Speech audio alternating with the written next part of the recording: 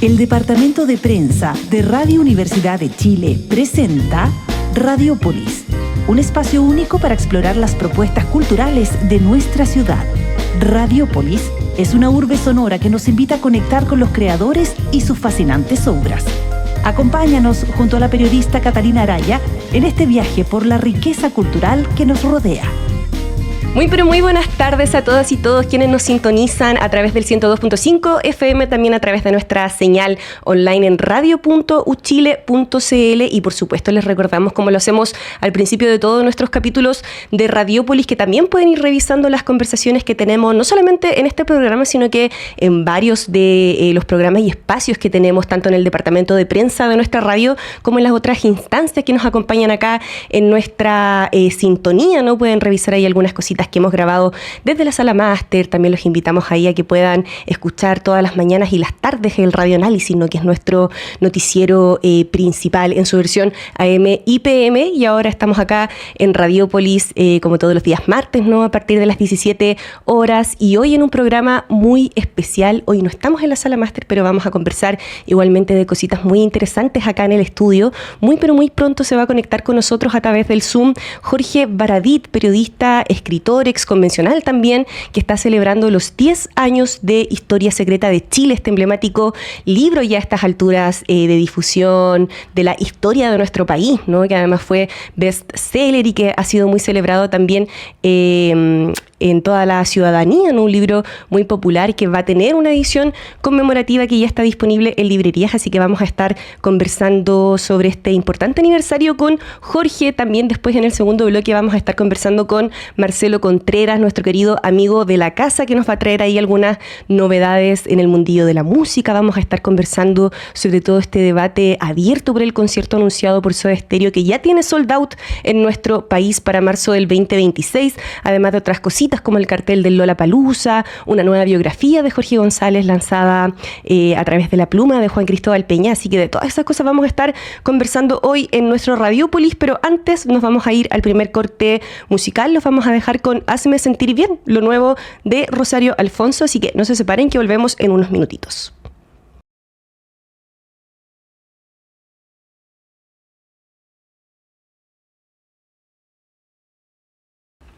La historia es un punto de vista. Los hechos de una comunidad, un país en este caso, son fenómenos aislados donde creemos leer una intención. Se entrelazan caóticamente, unidos a veces por circunstancias sociales poderosas en la tormenta del devenir humano.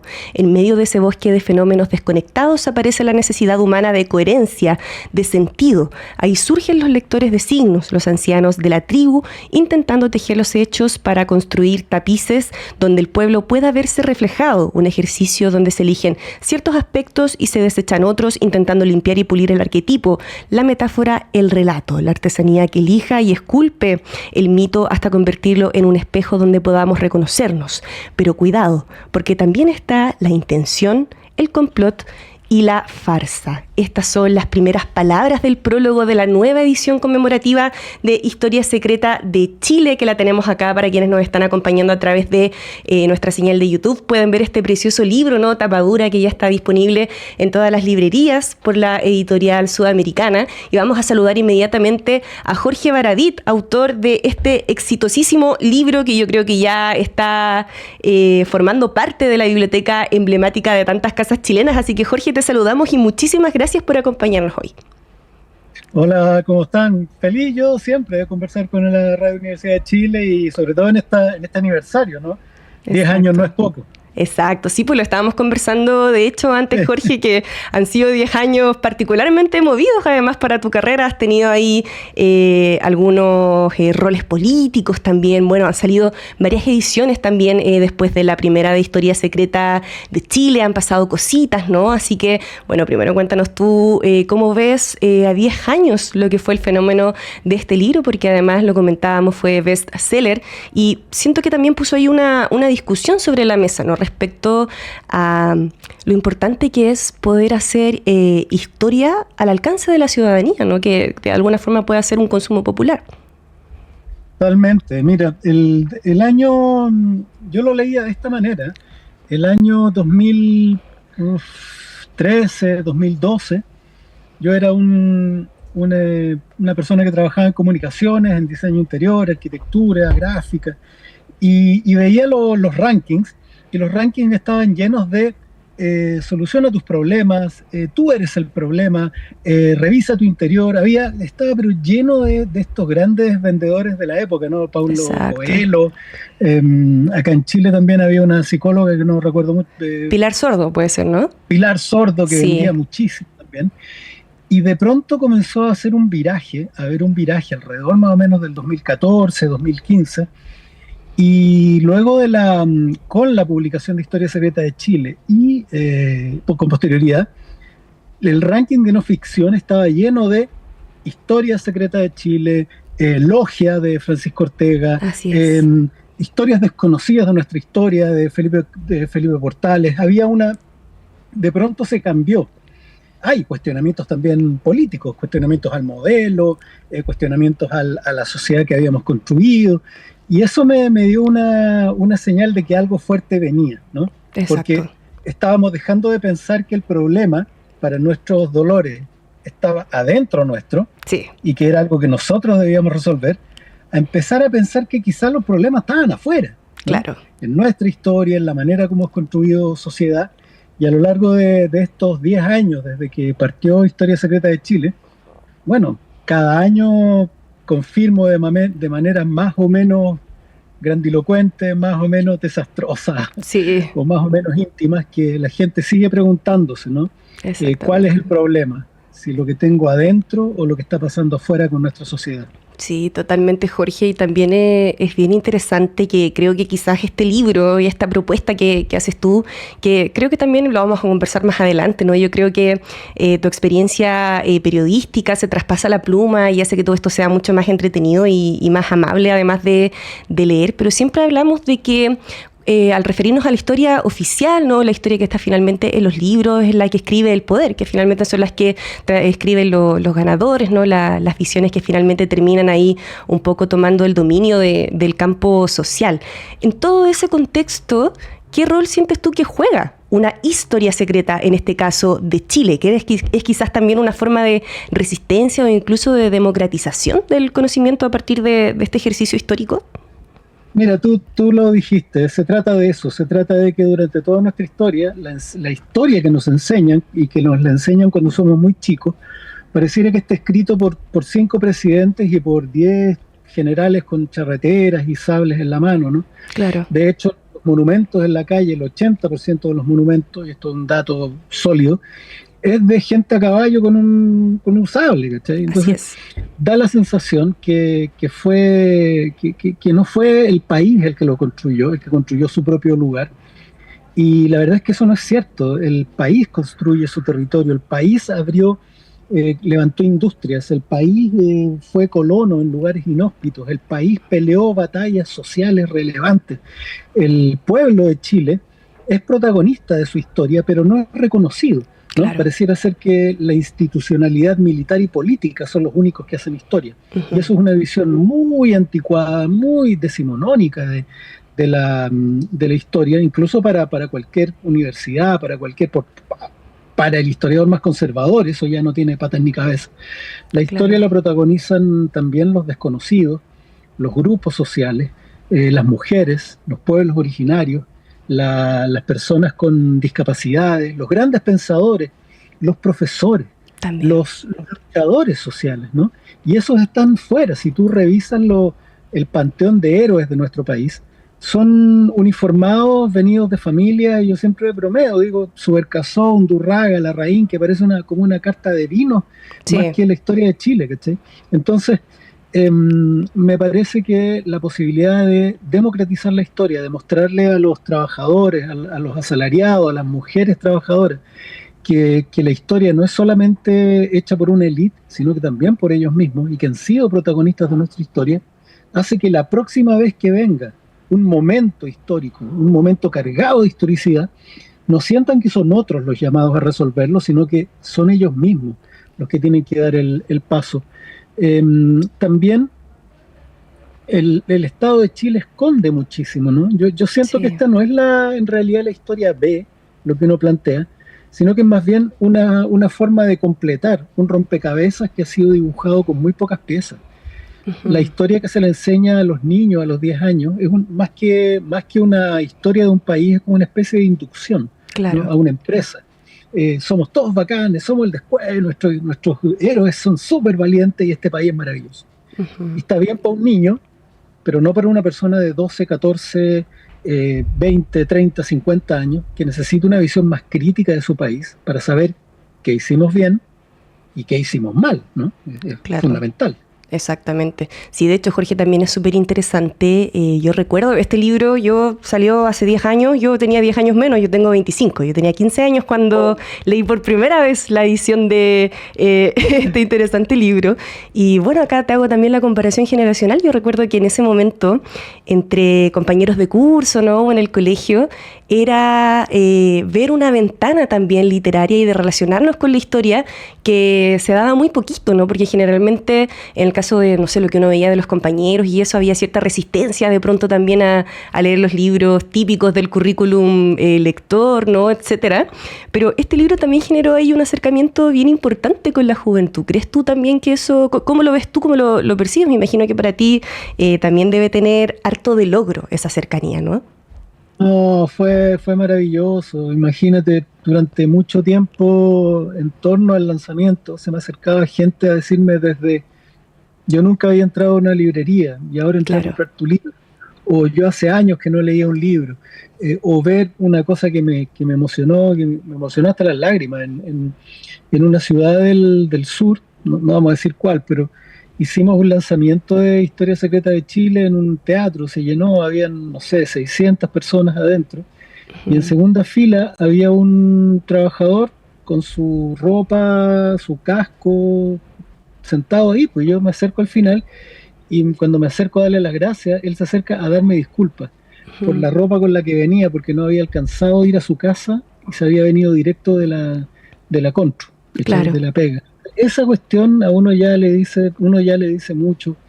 Yo siempre le doy las gracias a mi país, porque yo soy escritor y siempre digo, yo he escrito otros libros, pero no pasó lo que pasó con Historia Secreta de Chile. Entonces, claramente es nuestra historia y claramente es la enorme cantidad de lectores que descubrieron en este subgénero, no sé cómo llamarlo, una vía para autoconocimiento. Fíjate que es lo que a mí más me importaba, que todos los chilenos y chilenas nos conociéramos más.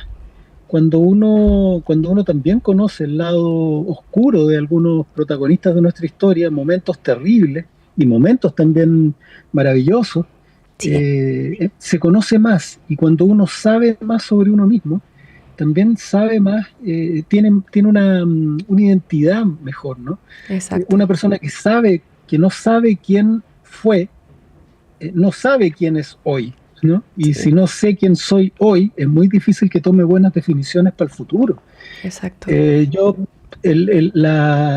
nunca voy a dejar de agradecer al pueblo de Chile que se metió, que se lanzó a las librerías a conocerse, a conocer más, a descubrir que Gabriela Mistral no era solamente la viejita de las rondas infantiles, sino que era una mujer revolucionaria, comprometida, feminista, lesbiana, con inquietudes religiosas, espirituales, pro reforma agraria, a favor de nuestros indígenas, mucho antes de que se conocieran las palabras para esas luchas. Que el país conociera lo terrible que ha sido para la clase trabajadora pelear por sus derechos, ¿no? Y todas esas cosas que el Estado mete debajo de la alfombra, porque no le conviene que nosotros, los hijos y los nietos, sepamos, ¿no? Cosas terribles que ellos hacen cosas maravillosas. El Estado de Chile somos todos nosotros, pero también a veces, gobernado por las personas equivocadas, puede cometer errores gravísimos, que es importante que lo sepamos. Si no aprendemos de los errores, no sé de a dónde. Claro, sí, pues totalmente. Vamos a recordar que estamos conversando con Jorge Baradit, periodista, escritor también, a raíz del aniversario número 10, ya de la primera década de Historia Secreta de Chile. Y esto que decías tú, Jorge, también es súper importante porque también a veces da la sensación de que en nuestro país, y a diferencia de otras latitudes del mundo, como que siempre estamos, o hace mucho tiempo que estamos constantemente discutiendo todavía nuestra memoria reciente, ¿no? Parece que hay cosas que en términos históricos pasaron ayer, ¿no? Como por ejemplo el caso de lo que sucedió el 73 con el golpe, la posterior dictadura civil-militar, pero parece que todavía como que es un campo de disputa extrañamente y lo estamos viviendo con mucha fuerza hoy en día, por ejemplo, con todo este escenario de las presidenciales. Tenemos más de un candidato pinochetista, más de un candidato negacionista además. ¿Cómo lo ves tú desde esa perspectiva? Porque finalmente esta relación de Chile con la memoria reciente como que genera ahí algunas contradicciones. Mira, una de las cosas más bonitas de Historia Secreta de Chile fue que yo siento que antes del fenómeno, que fue acompañado y empujado por muchos otros escritores, por Francisco Ortega, por Carlos Tromben, con la Cote Cumplido, con un montón de otros protagonistas de esto, yo me encanta que antes la historia era algo lejano y de pronto, a partir de los libros, de los programas de televisión, de los podcasts, la gente discutía sobre Pedro Aguirre Cerda, sobre Balmaceda, en la 11 en la casa, ¿cachai? Claro. Eso es maravilloso, porque mucha gente no le toma el peso al hecho de que somos un país muy joven. Yo siempre le digo a la gente cuando voy a las charlas, si tú juntas 4 personas de 50 años, esa es la edad de Chile, no es más, es muy cortita. Entonces, que los fenómenos que ocurrieron en el siglo pasado, incluso en el 1800, nos marcan hasta el día de hoy y sirven para hacer análisis de lo que los distintos grupos de interés en este país están buscando. Cuando la gente, por ejemplo, escuchó después del discurso de Beatriz, no me acuerdo del apellido, de la segunda convención, la Convención Constitucional Republicana, Beatriz Evia. Sí. Ella utilizó un discurso donde habló un fragmento de la promulgación, donde se celebraba la promulgación de la Constitución de 1833 y que que incluía la frase "los verdaderos chilenos", ¿no? Uh-huh. Cuando uno estudia historia, cuando estudia Portales y 1833, el golpe de Estado que da la oligarquía chilena a los procesos constituyentes liberales, uno se da cuenta que el plan de ese sector, de la oligarquía chilena, de la élite chilena, sigue incólume. Y por eso que le llama Diego Portales, Pinochet, al edificio donde gobierna. Claro. Por eso que cuando los republicanos tienen que tomar una frase, toman una frase portaliana, ¿no? Y se refieren a los verdaderos chilenos, como si existieran falsos o verdaderos, ¿no? Claro. Entonces, una de las cosas que a mí más me encantó fue que de pronto descubrimos que nuestra historia es corta, que podemos analizarla y que nos puede servir para lo que sirve la historia, que es analizar el presente. Uh-huh. Y sobre todo hoy, cuando estamos frente a una oleada negacionista, que en el fondo lo que busca es que tú te olvides de la historia para poder hacer lo mismo, ¿no? Claro. Básicamente lo mismo. Partir diciendo que existen verdaderos chilenos y no verdaderos chilenos, porque eso te lleva ¿a qué?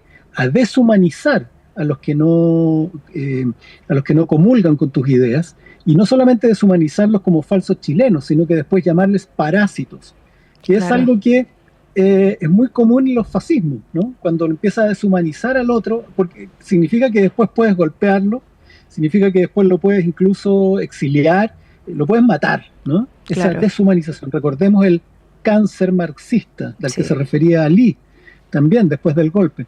Son formas muy clásicas de los fascismos que les van construyendo un escenario donde después pueden actuar a destajo.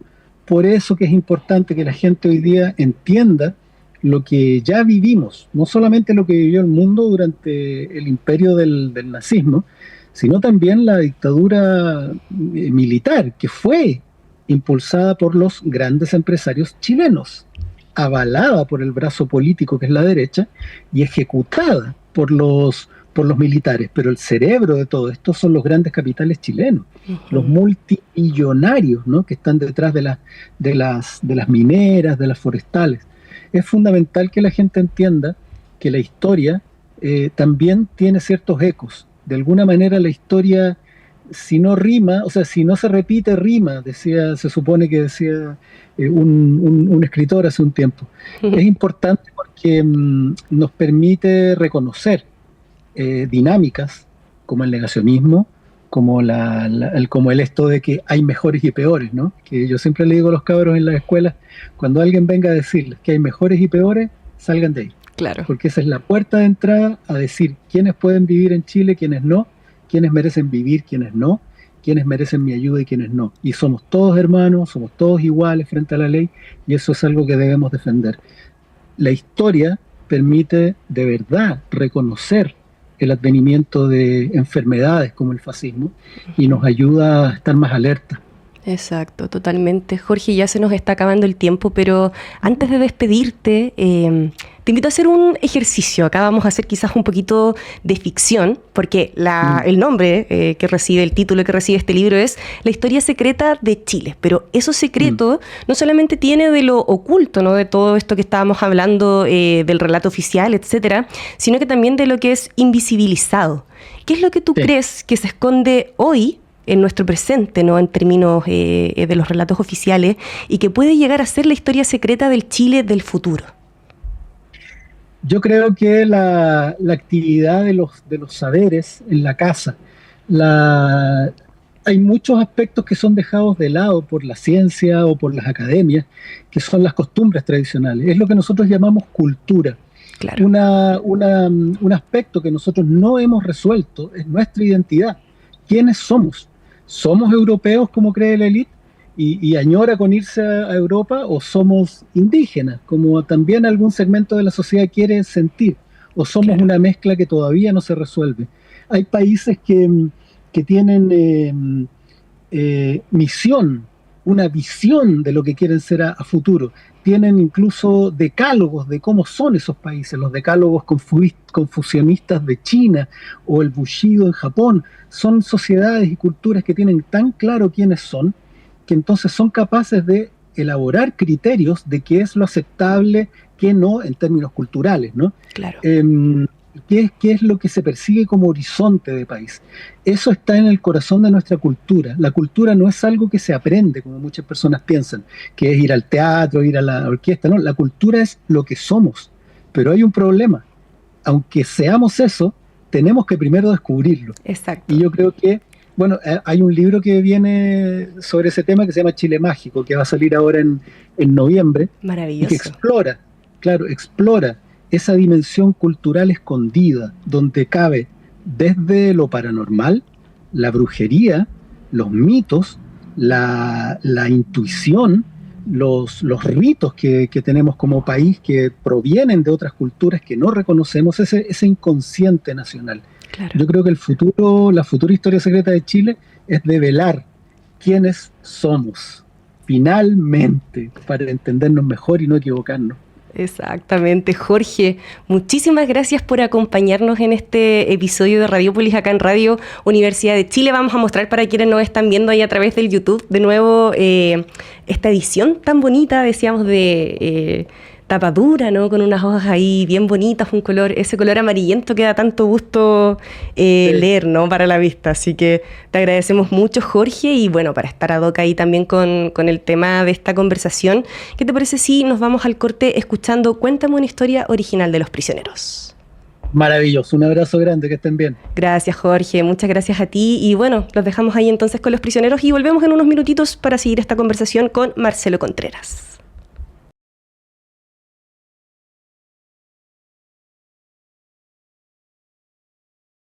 Volvemos en este Radiópolis de día martes 21 de octubre. Ya lo anunciaba nuestra cortina, ¿no?, que tiene ahí la voz de nuestra querida locutora, la Paula de la Sala Máster, ¿no?, Paula Ruiz, que está con nosotros acá desde el estudio. Marcelo Contreras, periodista, crítico musical. Le vamos a pasar al tiro a dar la bienvenida a Marcelo. ¿Cómo estás, Marcelo? Muy bien. Justo tomando agüita. Por supuesto, siempre encantado acá de estar en Radiópolis. La invitación siempre feliz. Sí, pues Marcelo, y además que nos tocó una semana bastante acontecida. Han pasado hartas cosas en el mundillo, han habido ahí eventos bien interesantes. Pero yo creo que podría ser bueno que partiéramos conversando precisamente esto del retorno de Soda Stereo, ¿no? Ya se anunció hoy día, justo en la tardecita, que estaba vendida todas las entradas para el Ecos, que llega el 26 de marzo del 2026 acá a Chile, y que por supuesto ha tenido ahí algunas críticas, por lo menos algunos comentarios respecto a este uso de inteligencia artificial, ¿no? Y de tecnologías para traer a Cerati. ¿Cómo lo ves tú, todo esto que está pasando con estos formatos? Lo primero es que todavía yo entiendo que no hay certeza absoluta de qué manera vamos a tener presente a Gustavo Cerati en esta suerte de revancha que están teniendo Zeta Bosio y Charlie Alberti, claro, el batero de Soda Stereo. Los sobrevivientes, por cierto, de la banda, porque recordemos que ellos hace 5 años ya habían intentado tener un espectáculo que solamente lo pudieron llevar a cabo, diría yo, medianamente, porque les pilló la pandemia también, claro. Pero cuando lo pudieron retomar finalmente, ya pasado todo ese horroroso periodo, vinieron a Chile, fíjate, y el show fue bien menor, fue bien discreto, con muchos fallos técnicos que incomodaron muchísimo, por supuesto, a los sobrevivientes de Soda Stereo. Así que quedó una sensación un poquito agridulce, porque cuando tú tienes un cancionero como ese que está inscrito en muchas generaciones, a fin de cuentas, claro, la verdad es que finalmente lo que termina empujando acá el show fue el cariño, más que el contenido en sí. Así que es una especie de revancha que ellos están llevando a cabo. Y por otro lado, claro, está el cuestionamiento, porque yo he visto hartos chistes y videos y cosas así, como que llega el ensayo Cerati, algunos bien macabros, por cierto, y un ataúd, claro, por ahí. Y la verdad es que lo primero es que no es la primera banda que está girando sin integrantes fundamentales o un integrante fundamental como este caso. De hecho, en paralelo, quizás arranca un poco, pero está sucediendo algo muy similar en Canadá con el grupo Rush, la banda canadiense, que también se les murió su baterista, un tipo genial, considerado por muchos como el mejor baterista, uno de los más influyentes de todos los tiempos. Claro. Y 2 sobrevivientes también están armando ahí el tema. Pero el problema acá, creo yo, o sea, entre comillas, lo que sucede con lo de Soda Stereo es que Cerati era el compositor de todo. Claro. Cerati era la voz, el cerebro, el tipo que hacía prácticamente todo en Soda Stereo. En el caso de Rush es un poquito distinto porque estaban súper repartidos los roles al interior de esa banda. Entonces, no es que se fue el cerebro absoluto de la banda, por más que sea un baterista genial como en el caso de Neil Peart. Claro. Pero bueno, el tema es que tenemos a Soda Stereo nuevamente, pero yo quiero pensar en positivo. Claro, que puede ser un buen retorno. Que puede ser una manera de, esta vez sí, poder tener un espectáculo contundente. Yo sigo creyendo que Soda Stereo ha manejado de la mejor manera el legado que ellos tienen. Claro. Un poquito siguiendo por ahí, lo he mencionado en otras ocasiones, hay gente que realmente arrisca la nariz cuando uno dice esto, pero yo creo que un poco lo que han tratado de hacer los Beatles también, lo que se ha hecho los Beatles, de que hay espectáculos como el Cirque du Soleil, ponle tú, y lo mismo lo hace Soda Stereo, o salen ediciones más cuidadas. Bueno, en este caso, esta gira sí que a esperar, a cruzar los dedos de que sea un buen espectáculo, esta vez a la altura de lo que significa la tradición y el nombre de Soda Stereo, que definitivamente es la banda que tuvo mayor impacto en Hispanoamérica a partir de lo que fue conocido como el rock latino. Sí, pues totalmente, y especialmente en nuestro país hay una relación ahí bastante cercana, no solamente con Soda Stereo, sino que en particular con la figura de Cerati. Pues recordemos ahí que estuvo casado con una chilena, vivió harto tiempo aquí también, ahí por Avenida Tobalaba, tengo entendido, ¿no? Claro, por esos lares. En Concón también vivió, fíjate. Bueno, sí, hay hartas historias de dónde vivió Cerati, dónde pasaba verano Cerati en Chile, y claro, por supuesto, tuvo una ligación súper intensa Soda Stereo con Chile. Y esto no tiene que ver con chauvinismo, sino que fue una cuestión geográfica. Sí, pues totalmente. O sea, al final de cuentas, los argentinos siempre les pasa esto. Al primer país que salen habitualmente para hacer una conquista internacional dentro del subcontinente es Chile. Sí, pues en ese Uruguay tiempo el también, Festival de Viña igual ocupaba un rol importante en esa abertura. Claro, y además que ese año ellos vinieron un poco, según lo que después un libro que podríamos comentar, que lo tenemos acá, pero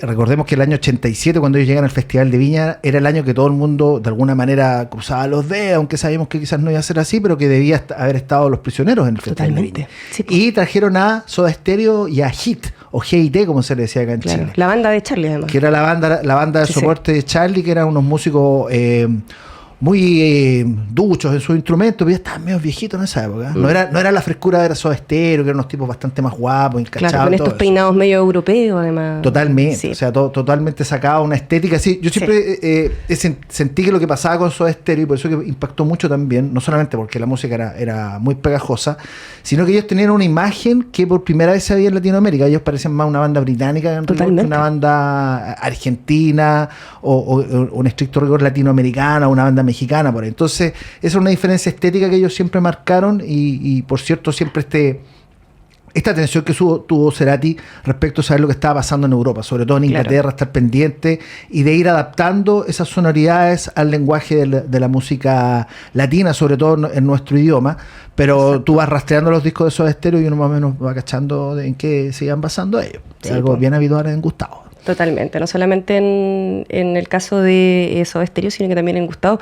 Se habla mucho también esto, por ejemplo, del disco, que es muy shoegaze, ¿no? Este disco, el Dynamo. El Dynamo o Dynamo. Ahí también como que se nota mucho que hay una onda ya más noventera. Estamos ya como en otra década. Claro, y se notaba también es lo que estaban escuchando, sí, Primal Scream, toda la movida showcase era lo que ellos estaban un poco pegados, también lo que estaba haciendo el mismo viraje que estaba teniendo en ese minuto YouTube también, que estaba modernizando su sonido, trabajando con bases electrónicas, pero eso era parte, yo creo, hay mucha crítica en torno a lo que hacía Cerati respecto de que se basaba muy evidentemente, y a él también por ahí, por ejemplo en las memorias de Rolando Ramos lo ha comentado, una gran figura radial, de que cuando Cerati se le comentaba directamente, oye, me di cuenta que en este disco por aquí hay una cosa que se parecía a esta, y se molestaba a Cerati porque parece que creía que nadie se iba a dar cuenta de dónde estaba sacando el material, pero bueno, son licencias que tienen estos grandes músicos.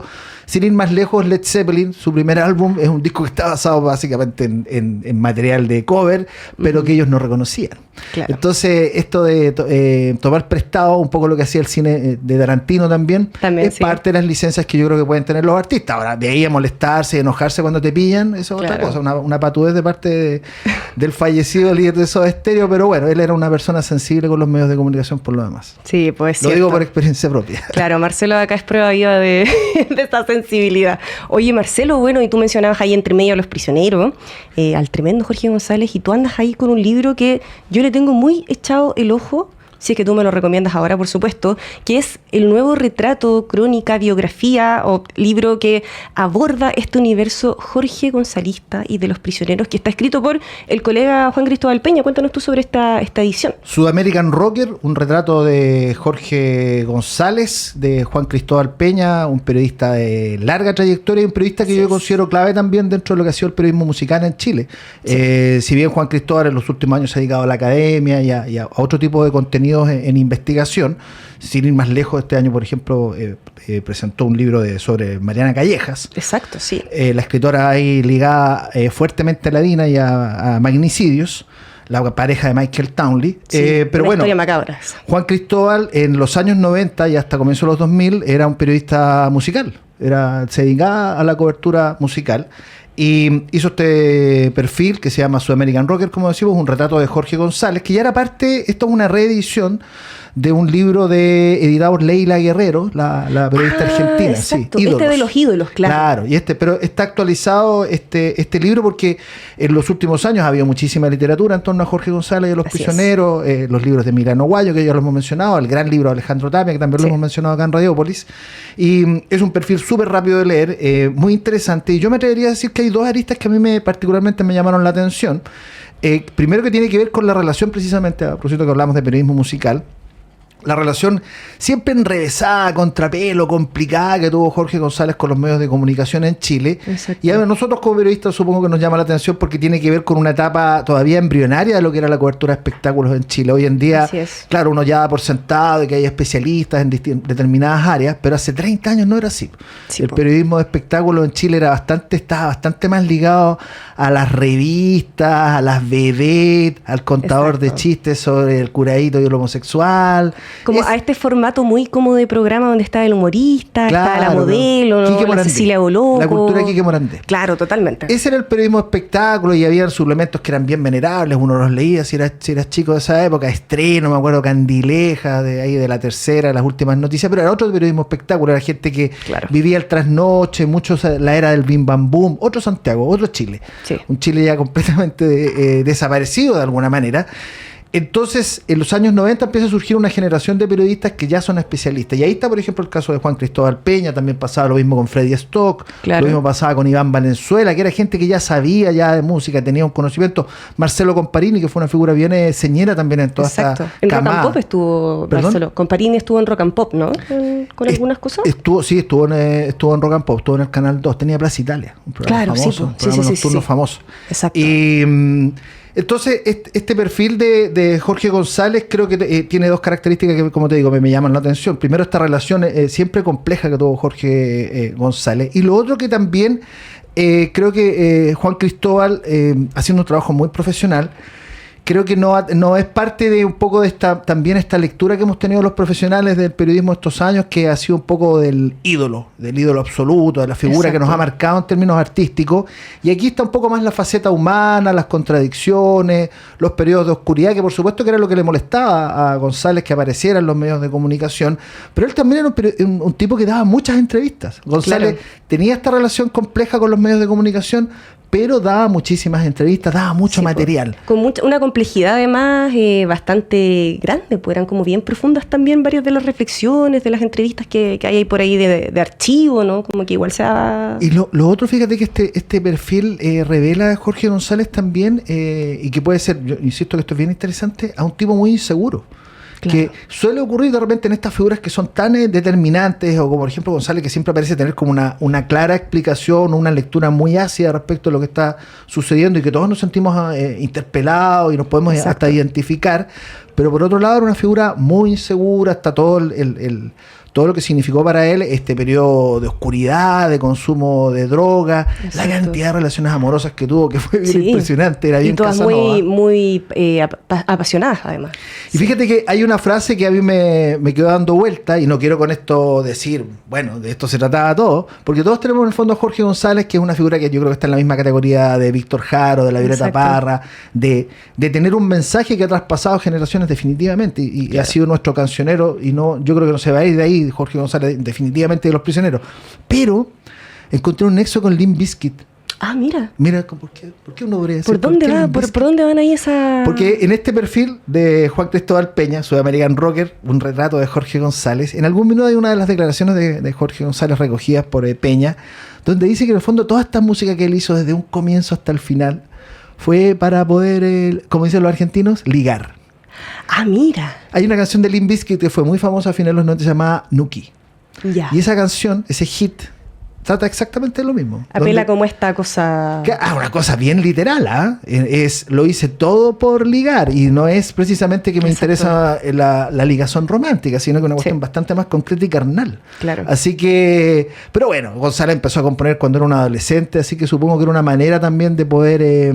Todos supongo que buscamos nuestras maneras de poder ser... apetecibles y seducibles y seducir. Bueno, eso es lo que hacía González con su música, más allá de, por supuesto, del peso que tuvo social y de todas las lecturas inteligentes, pero esa era una de las principales motivaciones que acá recoge Peña, que por lo cual hizo todo su cancionero y su obra Jorge González. Sí, bueno, una cosa no quita la otra. A mí me recuerda igual ahí al cambio del primer al segundo disco de Weezer, por ejemplo, que también hay unas lecturas, unas canciones que apelan igual a esa cosa como de estos chicos medios nerd, y después ya que se ven metidos en este I'm so tired. Claro, es que finalmente siempre se sintieron como marginados porque no eran precisamente guapos, pero tienen este otro talento, este carisma, que los hace entrar esta genialidad. Y claro, en un minuto se convierten en unos Casanovas, y bueno, de eso se trataba, parece todo. Sí, totalmente. Oye, Marcelo, mostremos ahí en la camarita 3 el libro de Juan Cristóbal, la portada, porque está muy linda además esta edición. Que es de la Universidad... de la UDP. De la Universidad Diego Portales, ¿no? Sí. Colección Vidas Ajenas, para que la puedan buscar ahí en librerías. Marcelo, nos queda tiempo para conversar de un temita más, yo creo que para ponernos medios pop, aquí también con todo lo que conversamos en Radiópolis. Podríamos hablar quizás de lo último de Taylor Swift. ¿Te gustó o no te gustó? ¿Tú eres Swiftie tú? Yo no soy Swiftie. Bien. No soy Swiftie Respuesta para nada. correcta. Respuesta correcta. Sí, yo tengo entendido también por unas columnas y unas cositas que he leído de tu pluma, Marcelo, que tampoco eres precisamente un Swiftie. No, lo que pasa es que yo creo que hay que separar dos cosas. En todos estos años de cobertura, que ya son más de 30 en esta área, sí, nunca había conocido un fandom como el que ha anidado Taylor Swift. Es potente. Es realmente muy curioso, y en algunos momentos creo que también, como nunca antes, creo que había reflejado tanto lo que sucede en el momento cultural que estamos viviendo. Claro. Entonces tienen todos estos comportamientos que son muy curiosos, porque si tú escuchas la música de Taylor Swift, no es una música que uno diga, vaya, me envalentoné y me dan ganas de ir a quemar una micro o algo así. Claro, pero es mucho como de diario de vida la música de Taylor Swift. O sea, básicamente es contar los minutos con los que han dado, o con los que anda. Claro, como reflexiones, pero que son como muy... como de la vida casi cotidiana, como... Claro, y que las han tratado de elevar como una categoría shakespeariana, que es también, lo que es claro. Lo que... Pero lo que voy es que nunca había ocurrido que tener un fandom que fuera tan radicalizado. A mí cuando pasó, por ejemplo, no me acuerdo cuál, el de algo disco, de Dead Poets, algo Department, así. Sí, ese mismo.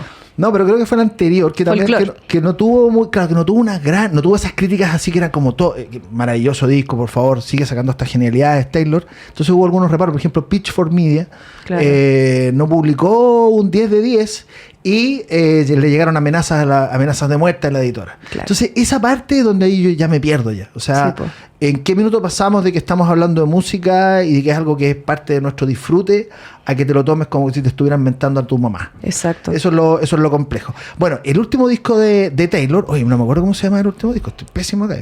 Pero sí, el último disco de vamos a buscar ahí el nombre del... El último disco de Taylor, la verdad que se publicó hace ya un par de semanas. Sí, a poquito, está calentito todavía el disco. Es un disco bien incómodo, me atrevería a decir yo, porque lo que yo creo que le ha pasado a Taylor Swift primero... The Life of a Showgirl. La vida de una showgirl. Sí, de una chica metida en el espectáculo, que es espectáculo.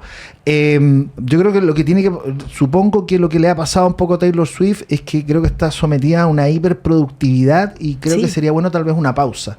Porque fíjate que en 11 años en 14 años ha sacado como 11 discos. Entonces es harto el desgaste que tiene. Perdón, no, corrijo. En 11 años ha sacado 8 álbumes. Claro. Entonces es un promedio bastante alto de música al que ella está aspirando, mensual, anual, y creo que hay un desgaste también. Ya tuvo este disco que mencionábamos del año pasado, que no tuvo buenas críticas, y este álbum de ahora la sorprende en un momento personal que es totalmente como de consolidación, porque ella tiene una pareja, este jugador de fútbol americano muy, muy famoso en los Estados Unidos, que no tiene mayor relevancia en el resto del planeta, pero ella está ya bien estabilizada. Entonces parece que siempre encontramos en los artistas mayor enjundia cuando están sufriendo, cuando la están pasando mal, y como ella ahora se estabilizó, es un poco más aburrida la música, me atrevería a decir. Y hay algunas canciones por ahí donde hay algunas referencias sexuales que yo creo que no están muy lejos de la música urbana más destemplada. Que es bien curioso, porque ella siempre tiene esta imagen tan atildada, como tan estéticamente preocupada, y de parecer una chica muy chic, y son una... no es que me quiera poner cartucho con esto, no es que yo diga, oye, no se pueden hacer canciones sobre... Pero es extraño como con la línea del personaje. Claro, pero estarte enterando de detalles del miembro viril de la pareja de ella es donde uno queda como un poco perplejo, y la verdad que es un disco, pero más allá de este tipo de detalles, creo que carece de la chispa pop que eventualmente uno podría esperar de ella, y que una vez más confirma algo que viene pasando hace tiempo en torno al cuestionamiento que hay a Taylor Swift. ¿Dónde está el Billie Jean, el Beat It de ella? Que fue lo que dijo Neil Tennant de Pet Shop Boys hace ya un tiempo. No encontramos esa canción todavía, y en este disco tampoco está, así que tal vez viene un momento que ella deba descansar un pelito. Claro, y eso que decías tú igual de la sobreproducción, Marcelo, igual es como algo que se le ha criticado mucho también en términos de maniobras comerciales, ¿no? Como esta cuestión de sacar 20 ediciones del mismo disco, como para las colecciones. Incluso se han sacado hoy también algunos cálculos que apelan a que estos lanzamientos buscarían perjudicar a otras colegas, por ejemplo, dentro de los charts, de las listas. Ahí también hay toda una polémica con la Charli XCX también, que se tiraron unos palos en unas canciones, etcétera. Entonces, claro, como que siento que igual ahora un poco se ha estado cuestionando un poco más la figura de Taylor Swift. Pasamos como que se cayó un poco de... Ahí tienes mucha razón, Cata, en esto de que hoy en día en la música popular, y esta música que va a competir fieramente en plataformas como Spotify, los artistas te tratan de ganar por cansancio. Por ejemplo, lo que ocurre con los discos de Drake, que a mí me parece uno de los artistas más sobrevalorados de toda la historia. Un tipo que tiene unas ventas brutales, que se tatuó en el brazo, que él va adelante de los Beatles cruzando Abbey Road, porque no sé qué par de récords tiene que superaron a los Beatles, pero tú ves un disco de Drake, tiene 20 canciones, y de las 20 canciones, 28 son singles. Entonces, por todos lados, es una marea que creo que no te permite, no hay una posibilidad de digestión de tal cantidad de material. Ahora, el mercadeo está todo permitido. Si podemos criticar, o si estamos criticando a Taylor Swift por sacar cada single convertido en vinilo, bla, bla, bla, me recuerda a Pearl Jam hace 20, 25 años que sacaba discos piratas de sus actuaciones.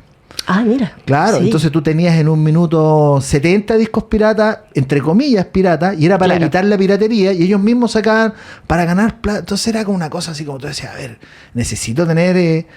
Supongo que los fanáticos sí, pero necesito tener 70 shows de una gira y ellos las sacan y las venden. Entonces, estas decisiones se toman en términos comerciales. Nunca hay que olvidar que estos grandes artistas ya tienen una lógica de funcionamiento que es totalmente empresarial, no se puede discutir, pero uno también dice, ¿en qué contribuye todo esto? Probablemente en nada, excepto sus arcas. Exactamente, Marcelo. Oye, te agradecemos muchísimo por acompañarnos nuevamente acá en Radiopolis, en Bitácora Sonora. Prontito vamos a tener una nueva edición y ahí vamos a estar hablando, por supuesto, de los próximos shows que se vienen, de algunas de las críticas también de discos, que eso nos faltó en esta pasada.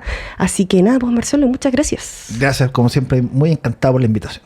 No, gracias a ti. Pronto te vamos a estar consultando y también para algunas cositas que estamos preparando desde el departamento de prensa, y nos despedimos acá en los estudios de Radio Universidad de Chile junto a Marcelo, y los vamos a dejar con una canción de Soda Stereo, ya que estábamos ahí conversando de todo esto de la gira, el retorno con Cerati, etcétera, pero los vamos a dejar con una versión de El Bloque Depresivo de Trátame Suavemente, así que los dejamos ahí en compañía de Macha y El Bloque Depresivo, y nos despedimos hasta la próxima semana.